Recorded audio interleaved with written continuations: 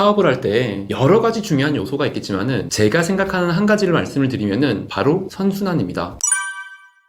우리가 사업을 하다 보면은 성공을 하기 위한 여러 가지 요소들이 보일 수가 있잖아요. 좋은 기회가 오고 노력을 하고 공부를 하고, 그런데 이거를 제가 어떻게 설명을 드릴까 한참 고민을 하다가 이 영상을 켜게 됐는데요. 한 단어로 얘기를 하자면 선순환을 만드는 것, 그게 정말 중요한 능력이라고 생각이 들거든요. 안다고 할 수 있는 건 아닌데 어찌되었건 의식하고 있으면 노력은 할 수 있는 거는 같아요. 선순환, 반대가 악순환이 되겠죠. 어떤 일이 있는지에 대한 걸 제가 예를 들어서 좀 설명을 드리면은, 제가 얼마 전에 카페를 갔어요. 그 카페는 지난 여름에 제가 한번 방문을 했던 카페인데, 그 당시에 저희 집 근처에 대형 고급 카페가 오픈을 했고 프랜차이즈다 보니까 별 걱정 없이 그 매장을 들어갔습니다. 메뉴도 맛있고 커피 맛도 좋고, 그래서 그 매장이 널찍하기 때문에 주말마다 책을 읽거나 거기에서 일을 하러 갔었는데, 한 번은 제가 일을 하다가 카운터로 가서 사장님한테 화장실이 어딘지 물어보고 비밀번호를 알려달라고 말씀드렸어요. 그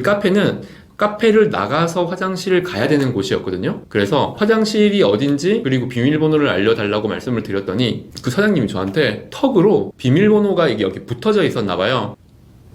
이러는 거예요. 제가 좀 어처구니가 없는 거예요. 화장실에 대한 비밀번호가 어디 있는지 물어보면 몇 번이다 라고 이야기를 하든지 손짓으로 이렇게 얘기를 해도 되는데, 턱으로 이러는 게 이해가 안 가잖아요. 서비스업을 하는 입장에서는. 그래서 이분이 직원인가 생각을 했는데, 몇 번 가보니까 이분이 사장님인 건 제가 알게 됐죠. 어떻게 사장님이 이렇게 할 수 있을까 생각을 좀 했었는데, 그 뒤로 뭔가 불친절한 것 때문에 이 카페는 제가 안 가게 됐어요. 굳이 주말 되면 차를 타고 외곽으로 가서 분위기 좋은 카페를 찾게 되더라고요. 그리고 이제 겨울이 되고 한 6개월 정도가 지났죠. 다시 한번 그 카페에 방문을 하게 됐는데, 그래도 그 카페가 널찍하고 가깝고 하게 되니까 또 가게 되더라고요. 거기에 가서 이제 좋은 자리에 앉아서 이렇게 일을 하고 있는데 너무 추운 거예요. 손님은 한산하고, 그런데 히터를 안 켜고 있으신 거예요. 나중에 봤더니 다들 이렇게 하면서 카페에서 차를 마시고 있는데, 사장님이 그걸 모르는 건 아니었거든요. 그런데 한 50평 정도 되는 그 카페에 손님이 2테이블, 3테이블 밖에 없으니까 이 사장님이 히터를 안 켜시는 거예요. 이게 악순환의 시작이 되는 겁니다. 그 카페가 인기 있는 프랜차이즈거든요. 인기 있는 프랜차이즈이기 때문에 메뉴에 대한 맛이나 평가는 크게 문제는 안 됐을 거예요. 굳이 문제가 된다면 사장님의 불친절함, 그게 한두 개가 아니긴 했었거든요. 그런데 그런 불친절함은 손님들이 1명, 2명 떠나가게 만들겠죠. 저도 그렇게 해서 떠나갔고요. 손님이 떠나가면 그 매장은 텅텅 빌 거예요. 텅텅 비면 포근한 그 느낌도 좀 없어지죠. 사장님의 입장에서는 손님이 없으니까 비용을 줄이고 싶을 거예요. 비용을 줄이고 싶으니까 에어컨도 히터도 전기세를 아끼게 되겠죠. 전기세를 아끼기 위해서 히터를 안 켜게 되니까 새로 들어왔던 고객들도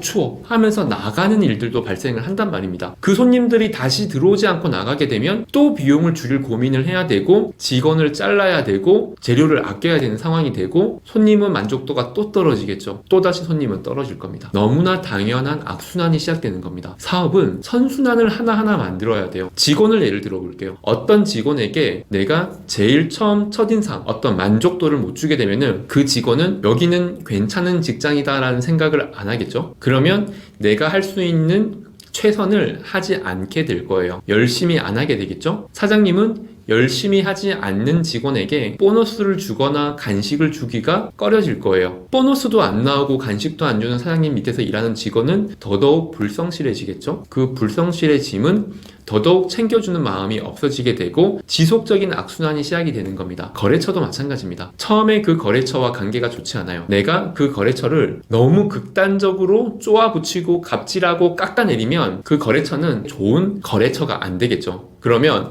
좋은 제품이 나오고 좋은 상품이 나왔을 때 우리가 1순위가 되지 않을 가능성이 있겠죠. 또는 대량으로 구입해서 가격을 좀 깎아줄 수 있지만 좋은 우량한 거래처가 아니라 그러면 좋은 제한을 주지 않을 수도 있겠죠. 좋은 제한도 주지 않고 유리한 조건도 제시해주지 않는 거래처는 우리는 더더욱 좋게 대하지 않을 거예요. 그러면 또 다시 악순환이 시작되는 겁니다. 그러면 그 카페를 선순환이라고 생각을 한번 해볼까요? 제가 처음에 개업해서 그 매장을 갔어요. 메뉴도 맛있고 인테리어도 좋고 분위기도 좋아요.